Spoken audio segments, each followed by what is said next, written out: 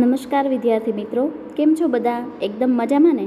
ધોરણ 8 વિષય ગુજરાતી, એમાં આપણે પાઠ 14નો અભ્યાસ કરી રહ્યા હતા. આપણે એનો એક વિભાગ જોયો કે એમાં અંજન અને કિન્નરી.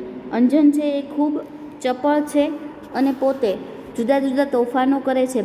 ભણવામાં એનું મન છે એ લાગતું નથી. એના પિતાજી છે એને ખૂબ ખીજાય છે અને માત્ર ને માત્ર ભણવામાં જ ધ્યાન આપવું એવું કહે છે.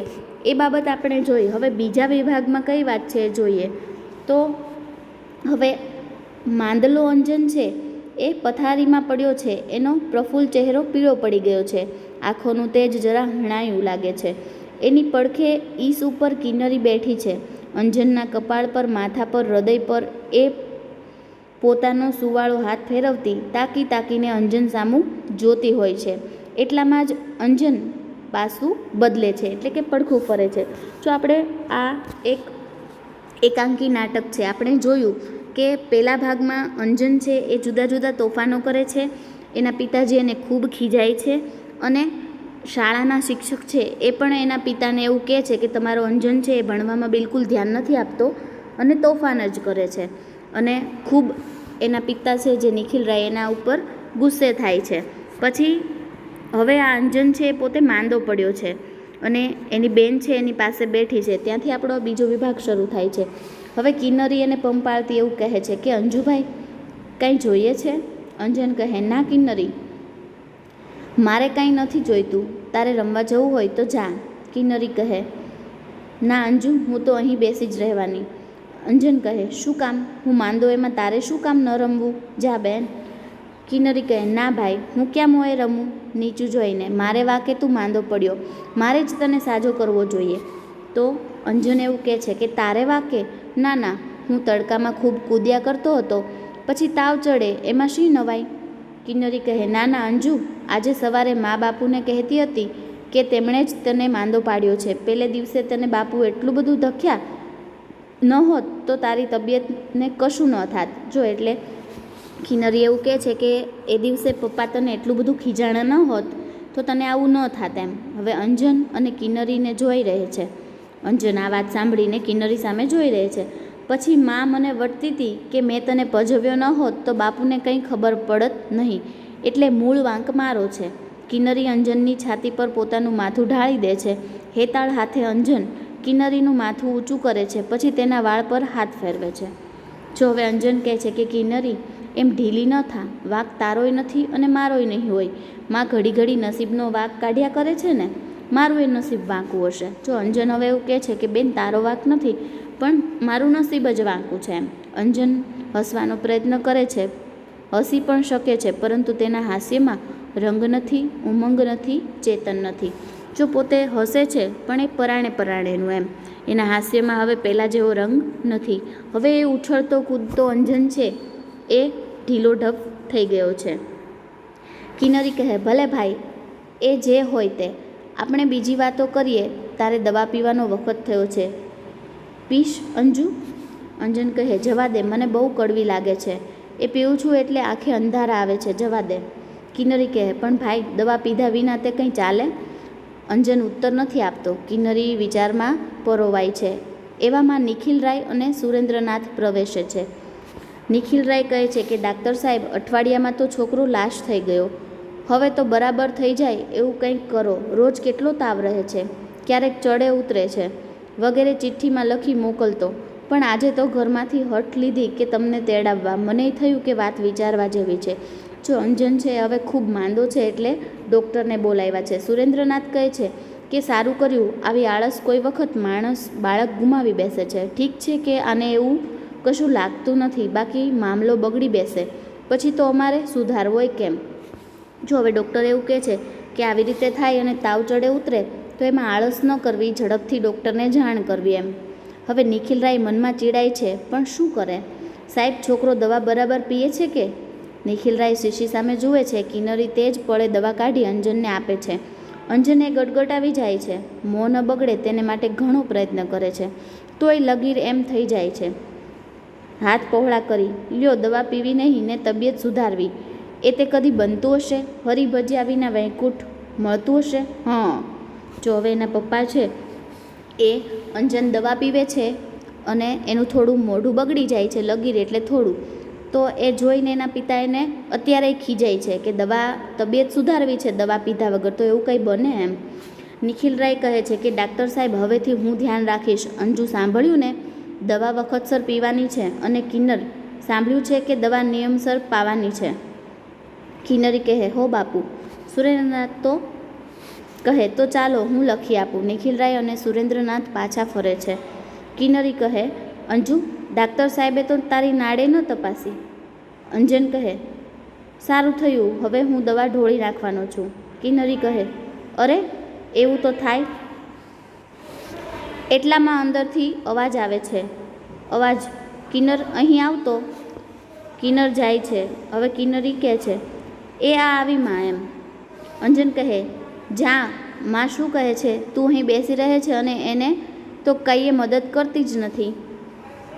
કિન્નરી જલ્દી જાય છે. અંજન ધીમેથી પથારીમાં બેઠો થાય છે, કંકાસથી. હું હસતો નથી એટલે માં રડ્યા કરે છે. હું બોલતો નથી એટલે બહેન ગમગીન બને છે. પણ હું શું કરું? મારો આનંદ મરી ગયો છે, જાણે જીવન જ જતું રહ્યું. હાફથી અને હસતી કિન્નરી આવે છે. જો હવે અંજુ છે પોતે મનમાં ને મનમાં દુઃખથી એવું કહે છે કે આ બધું મારા લીધે જ થાય છે, પણ હું શું કરું એમ. હવે કિન્નરી કહે છે કે ભાઈ, ભાસ્કર કાકા આવ્યા. અંજન કહે છે હોશથી. જો હવે એ ખુશ થઈ જાય છે. હે? એમ આશ્ચર્યથી. ચાલ, ક્યાં બેઠા છે? કિન્નરી કહે, હમણાં અહીંયા આવશે. માં તેમને તારી જ વાત કરતી હતી. અંજનના હોઠ પર હાસ્ય ફરકે છે.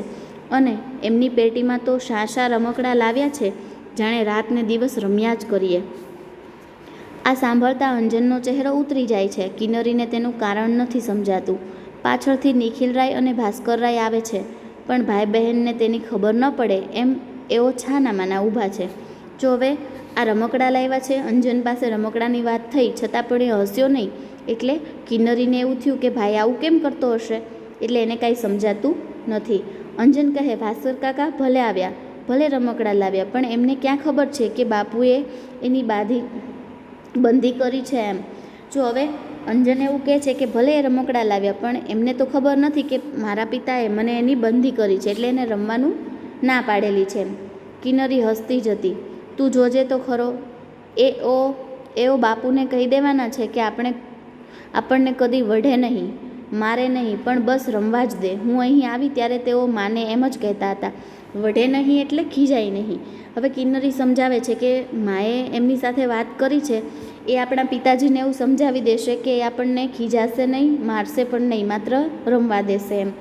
અંજન કહે, આતુર આંખોથી. જો હવે અંજનને આ સાંભળીને એકદમ આતુરતા જાગે છે. તું સાચું કહે છે કિન્નર?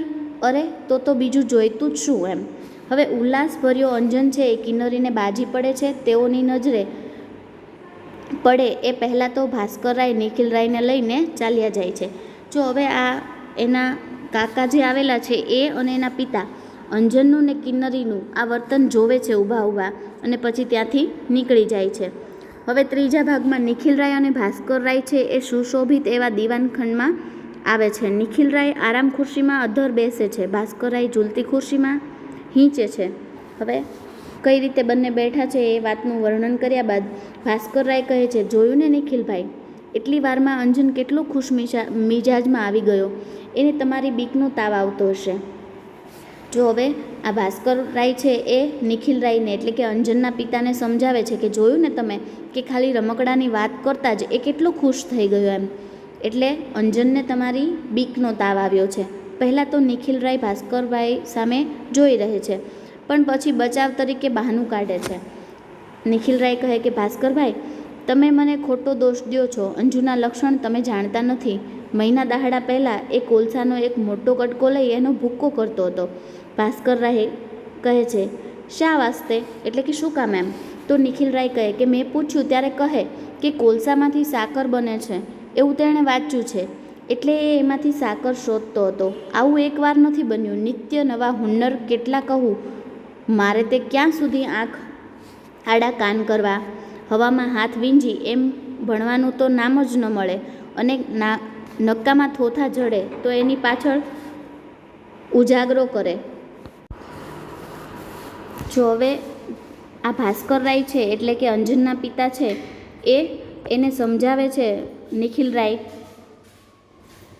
એ એવું કહે છે કે તમે ભલે કહો કે હું ખીજાણો એટલે એને તાવ આવ્યો, પણ ખરેખર એવું નથી એમ. એ એવું કહે છે કે અંજનના એટલા બધા તોફાન હોય છે એની તમને નથી ખબર, અને એનું ભણવામાં તો ધ્યાન જ નથી રહેતું, એવી વાત એ કરે છે. જો હાથ વીંઝતા એટલે હાથ ઊંચો કરીને એકદમ સામે હાથ છે એ લાંબા કરીને વાત કરે છે.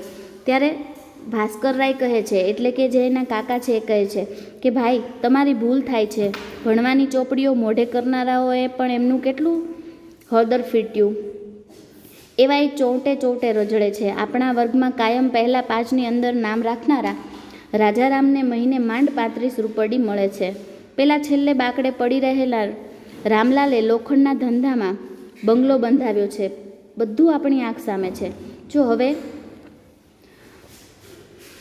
આ ભાસ્કરરાય છે એ સમજાવે છે કે તમે ભલે એવું કહો કે અંજન ભણવામાં ધ્યાન નથી દેતો, પણ આપણે જાણીએ જ છીએ કે જે ભણવામાં આગળ હોય એ વ્યક્તિ મહિને માત્ર 35 રૂપિયા કમાય છે, અને જે છેલ્લા નંબરે છે એ વ્યક્તિ પોતે લોખંડનો ધંધો કરી અને ઘણું કમાણા છે એમ. એટલે બંગલો બંધાવ્યો એટલે શું, તો કે ઘણા પૈસા કમાય છે.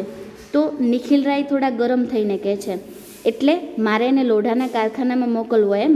જો હવે આ અંજુના પિતા છે એ ગુસ્સે થઈ જાય છે કે તમે આવી રીતે વાત કરો છો તો મારે શું એને લોખંડના કારખાનામાં મોકલવો એમ. ભાસ્કરરાય હસીને, તો આ નિખિલના પપ્પા છે, નિખિલરાય છે અંજુના પપ્પા, એ ગુસ્સે થઈ જાય છે.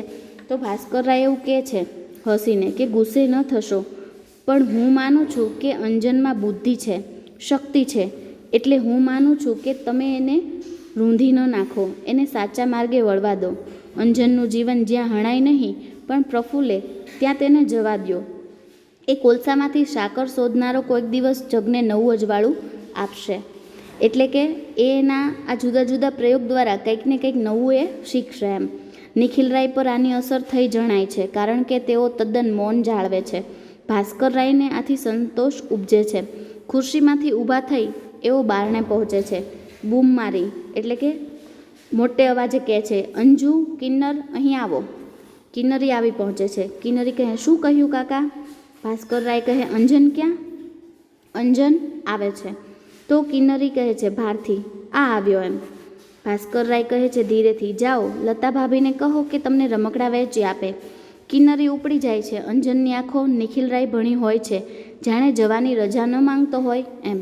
જો હવે ભાસ્કરરાય એવું કહે છે ત્યારે અંજન છે એ પોતે ત્યાં ઊભો રહે છે, કારણ કે એના પિતાએ એને રમકડા લેવાની અને રમવાની ના પાડેલી છે. એટલે જાણે એ પોતાના પિતાની મંજૂરી લેતો હોય એમ ત્યાં ને ત્યાં ઊભો છે. હવે નિખિલરાય શાંતિથી એવું કહે છે કે જા.